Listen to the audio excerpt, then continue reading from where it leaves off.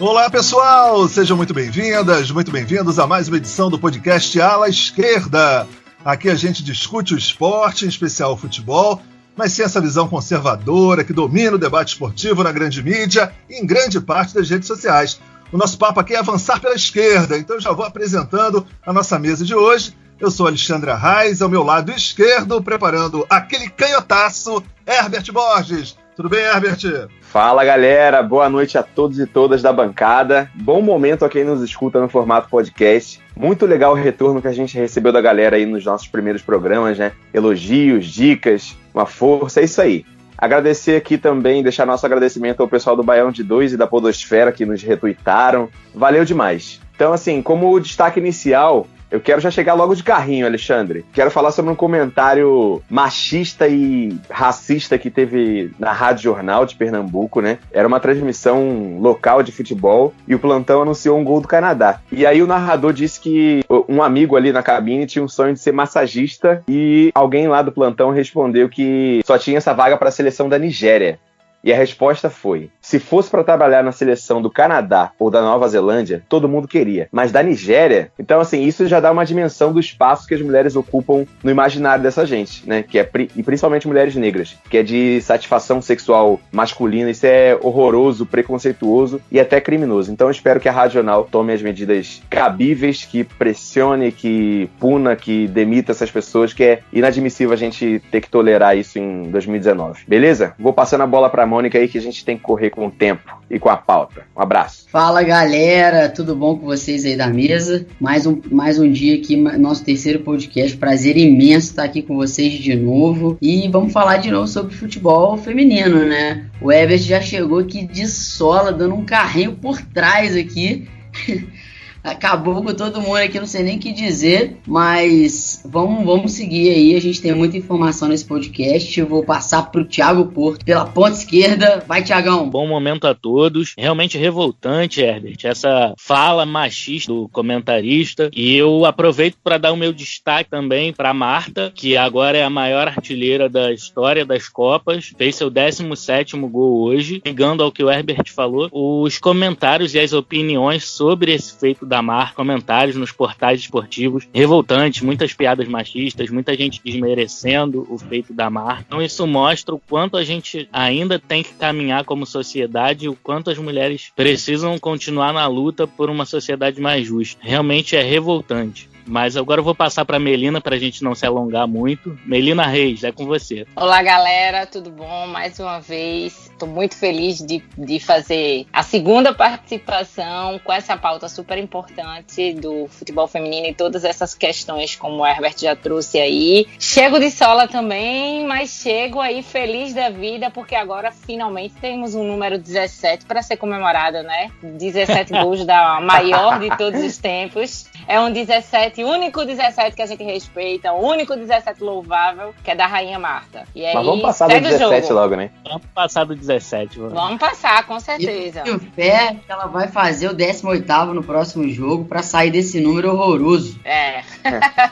E vamos embora tocar essa bola aí. Muito bem, galera. Então, isso que todo mundo já comentou. Semana passada a gente discutiu o futebol feminino, o Campeonato Mundial acontecendo na França, a recepção foi ótima, como disse o Herbert, tivemos um retorno excelente, mas acho que ficou um gostinho de quero mais, né? Alguns temas, algumas dimensões do futebol feminino não deu tempo da gente analisar, a gente comentar, então a gente resolveu que hoje nós também teríamos esse tema no nosso episódio, né? Futebol feminino, parte 2. Eu vou começar colocando uma questão aqui pra gente ir discutindo, que fala sobre ingressos comercializados durante essa Copa do Mundo, né? Era uma expectativa, ia lotar os estádios, não ia, a galera ia procurar, ia ter interesse, afinal de contas muita gente diz, não, futebol feminino não dá audiência, ninguém acompanha, ninguém vai prestigiar nos estádios, e o que a gente está vendo é o contrário disso, né? Casas cheias, espetáculo super bonito, sem violência, quer dizer, um outro clima nos jogos acontecendo. Então, para a galera que está acompanhando aqui o podcast do Ala Esquerda, a gente tem essas informações, os ingressos comercializados ultrapassaram a marca de 1 milhão de ingressos vendidos, segundo a própria FIFA, isso é uma informação de 11 de junho, quer dizer, depois disso ainda teve uma quantidade enorme de ingressos certamente vendidos. Dos Dos 52 jogos que formam a competição, 14 deles já estão completamente esgotados. Os ingressos num valor razoável, porque estamos falando de um campeonato mundial, mas os ingressos mais baratos na faixa de 9 euros, acho que totalmente acessível. E a efeito de comparação, 1.350.000 pessoas assistiram a Copa do Mundo Feminina no Canadá, nos estádios, né, há 4 anos atrás. Em 1995, na primeira edição, lá na Noruega, só 112 mil. Pra gente ter uma ideia, mais de 10 vezes, quase 12 vezes, o número de pessoas que se interessou de ir nos estádios acompanhar as partidas. E certamente, eu acredito que vai ter mais mobilização ainda na França, mais interesse, mais gente acompanhando, países europeus ali próximos, mais ingressos vendidos. E aí a gente pode dizer que, do ponto de vista da venda de ingressos, um sucesso absoluto no meu ponto de vista. Bom, galera, eu trouxe uma informação aqui que eu achei relevante também, que é o número de treinadoras na Copa, né? Treinadoras mulheres, e o porquê da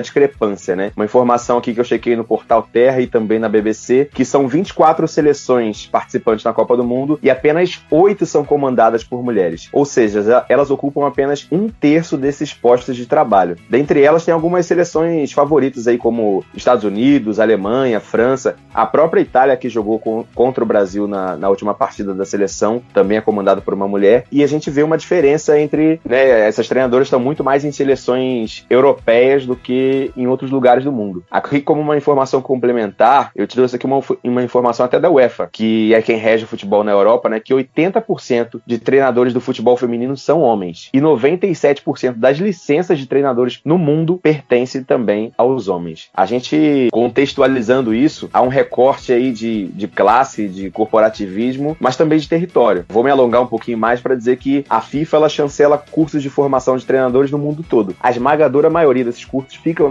em países da Europa, né? Holanda, Alemanha, França, Itália e tudo mais. E são vários tipos de licença, de formação, de base, de futebol feminino, masculino, técnico assistente, analista de desempenho. Então esses cursos, além de caríssimos, eles são de certa forma complementares. Então só quem tem chance de fazer isso é quem tem muita grana ou é ex-atleta. O problema é que na América do Sul, como em outros lugares do mundo, mas especificamente na América do Sul, só tem na Argentina. Então se é difícil até para os homens brasileiros fazerem esse curso na Argentina, imagina para as mulheres que nunca tiveram campeonatos, que nunca tiveram futebol feminino estável aqui, para se tornar uma atleta, depois uma ex-atleta e depois aspirante a treinadora. Então existe esse recorte aí. Então é por isso que a gente não vê treinadoras mulheres em seleções da América do Sul, seleções africanas, em seleções asiáticas. Quer dizer, a gente até vê, mas é bem mais raro do que na Europa. Então a gente tem um caminho muito longo aí a perseguir.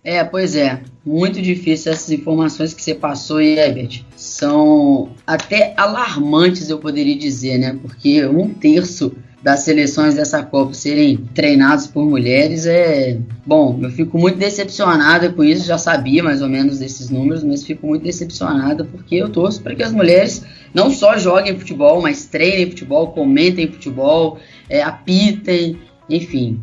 Mas vamos em frente, eu também tenho informação aqui, espero que o Alexandre esteja errado, que a França não chegue na final, porque provavelmente o Brasil enfrenta a França aí nas oitavas, mas torço para que a Copa seja, um sucesso, já está sendo, né? Mas torço para que seja ainda mais e que os estádios fiquem lotados. Ao contrário dessa Copa América, que os estádios estão ficando... Copa América masculina, os estádios estão vazios. Mas a informação que eu vim trazer essa semana para vocês, eu até no último podcast comecei a falar sobre isso, o dinheiro que é investido nessas competições femininas, né, de futebol. A discrepância para as competições masculinas. O prêmio total dessa Copa Feminina a ser compartilhado entre todas as seleções que estão participando é de 30 milhões de dólares. E a vencedora, quem ganhar essa Copa Feminina, vai faturar 4 milhões de dólares. Esses 4 milhões de dólares é apenas metade do que cada seleção masculina que é eliminada na fase de grupos já ganha. Quer dizer, é inacreditável. A campeã do torneio vai ganhar metade do que qualquer seleção que participou da Copa do Mundo masculina que passou. A França, que venceu a Copa do Mundo masculina, a última Copa, faturou 38 milhões. Quer dizer, ela faturou mais do que toda a premiação que vai para essa Copa Feminina. Então, assim, os números ainda são muito discrepantes. O salário da Marta é 2 milhões de reais por ano, enquanto que o do Neymar chega nos 140, 180, algo assim, por ano. E ele nunca nem ganhou a premiação de melhor jogador do mundo e ela já foi 6 vezes a melhor jogadora. Então tem muita coisa ainda para ser feita no futebol feminino, muita coisa para a gente lutar aí, porque o apoio ainda é muito pequeno. Realmente, Mônica, é muito discrepante ainda. E a gente espera que com o aumento da audiência, o aumento do interesse do público, a gente espera que essa igualdade, esses valores fiquem um pouco mais justos, né? Nessa Copa é estimado a audiência seja a maior de todas, né? Na última Copa, 764 milhões de pessoas assistiram, quando a Copa do Canadá, em 2015. E a previsão da FIFA é que esse número seja ultrapassado com facilidade, né? É previsto que mais de 1 bilhão de pessoas assistam essa Copa. Então, aos poucos, as pessoas estão se interessando mais pelo futebol feminino. As pessoas estão entendendo que não existe essa diferença absurda de nível técnico que falam, é só preconceito mesmo. Assim, no último jogo do Brasil contra a Austrália, né, foi alcançada a segunda maior audiência da história do futebol feminino. Foram quase 20 milhões de pessoas. Então a gente espera que com o aumento do interesse, com o aumento da divulgação, o aumento do interesse público, com toda a luta das mulheres, esse número seja mais justo, porque realmente é muito discrepante, é muito desigual. Pois é, gente, esses números, alguns são positivos, sinalizam possibilidades interessantes mais para frente, mas outros seguem preocupando. Não é por acaso que os 3 técnicos dos times da América do Sul são todos homens, né? Do Brasil ao Vadão, na Argentina, no Chile, também são técnicos homens, ex-jogadores. Agora, uma questão que é fundamental, e aí eu acho que esse tipo de campeonato permite rapidamente a gente fazer esse tipo de comparação, é possível que as mulheres consigam um nível de aproximação com questões salariais, com as questões de premiação, quando, dentro dos nossos países, a situação das mulheres às vezes ainda está tão distante da realidade dos homens. Eu até fiz uma pesquisa rápida e olha que eu peguei dados de Banco Mundial, de Fórum Mundial Econômico, enfim, organizações do capital, que só pensam a lógica do capital, que normalmente analisam quais são países em que a mulher tem mais igualdade salarial, ela tem mesmo acesso à educação, empoderamento político, e aí faz algumas considerações nessa direção e fez o ranqueamento dos times dessa Copa. Aí quais os que estão na frente? Noruega, Suécia, França, Alemanha, Holanda. E quem é que está lá embaixo, nas últimas posições?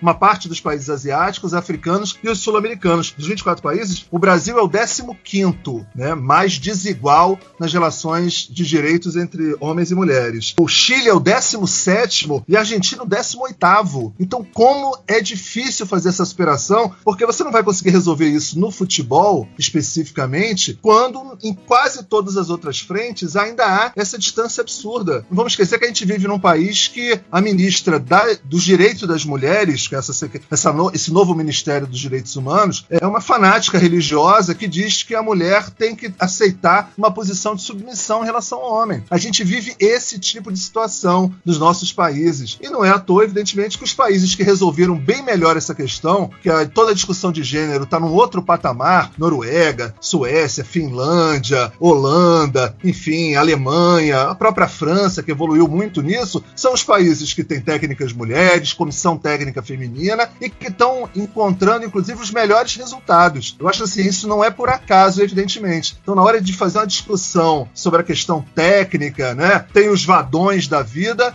mas junto com os vadões da vida tem os vadões dos países, os vadões do nosso continente e a forma com que as coisas acontecem, com muita discrepância no que se refere à premiação, mas que é, infelizmente, o cotidiano da maioria das mulheres no nosso continente. Então, Alexandre, essa sua fala aí é bem o que a gente quer pesquisador, ou no meu caso, pesquisadora, né, das ciências sociais, tendo o futebol como objeto, é o que a gente fala que, né, o futebol, ele é um reflexo da sociedade. Ele é uma maquete da sociedade. Não à toa que a gente vê todas essas desigualdades que a gente vê no futebol feminino são um reflexo das desigualdades que existem num contexto de gênero ainda mais amplo e que, se você vai para o recorte de gênero com raça, é ainda muito maior. Então, assim, quando